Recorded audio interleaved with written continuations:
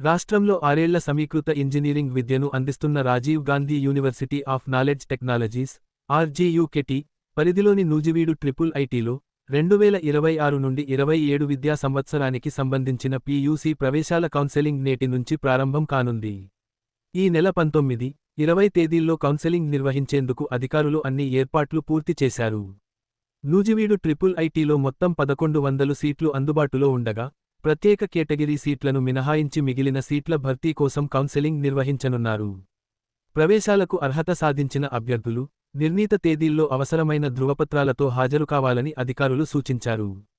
Counselling ప్రక్రియను సజావుగా నిర్వహించేందుకు ట్రిపుల్ ఐటీ క్యాంపస్లోని స్టూడెంట్ యాక్టివిటీ సెంటర్ ఆడిటోరియంలోని కౌన్సెలింగ్ హాల్లో ప్రత్యేక ఏర్పాట్లు చేశారు.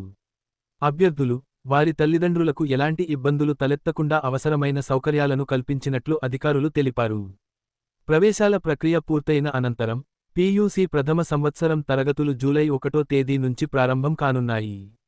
దీంతో రాష్ట్రంలోని వేలాది మంది విద్యార్థులు, తల్లిదండ్రులు ట్రిపుల్ ఐటీ ప్రవేశాల కౌన్సెలింగ్పై ఆసక్తిగా ఎదురు చూస్తున్నారు.